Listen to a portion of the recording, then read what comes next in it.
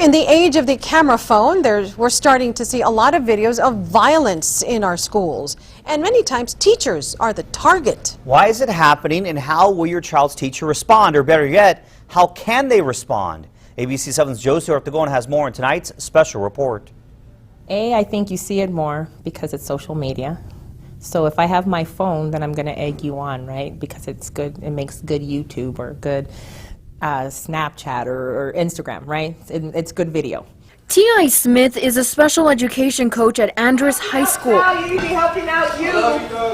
Love you back. As you're walking through the quad and you don't know somebody, it takes nothing for me to say, hey kid, what's up? Or hey, pull up your pants. By the way, I like your shoes. You know, anything like that, because then we know if it's normal, if they have a blow up or not normal. The Texas Education Agency reports 44 assaults against district employees in El Paso schools last year, 24 at EPISD schools, 14 in Isleta, and 6 at Socorro ISD.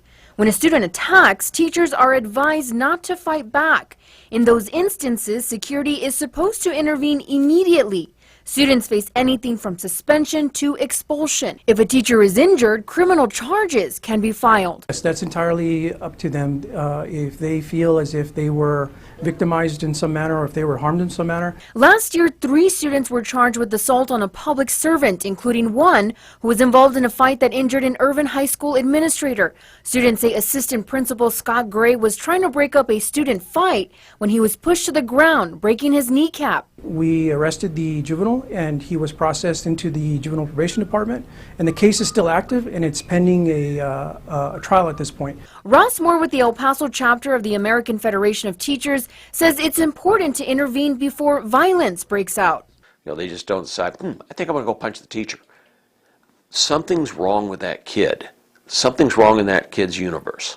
Moore says violent outbursts aren't just random acts. He says there's a buildup, and oftentimes the teachers end up becoming the focal point of the students' mounting frustration. He says that's why it's so important for teachers to learn to read their students. Intervene early on in the process positively, as opposed after the fact where all of a sudden you now have a 13-year-old or a 15-year-old or a 17-year-old faced with aggravated assault charges. Every teacher is required to go through training on managing violent situations, but Moore says training that focuses on reading kids' behavior and mannerisms is up to them. You just kind of have to recognize and kind of stop it before it starts and give a child a cool-off period. If a kid tells you, hey, I'm leaving, you don't block the door or say, no, you can't leave. Who cares, right? Go.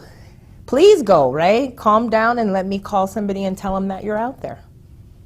I mean, we just have to be smarter about how we engage or disengage. Teachers may not live in constant fear, but they know they need to remain aware. I've never had an encounter where any child has ever come in my face in an aggressive way.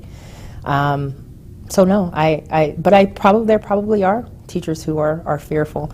Do they fear at that level? No. Are there teachers that are at least concerned about that? Yes. Josie Ortegon, ABC 7.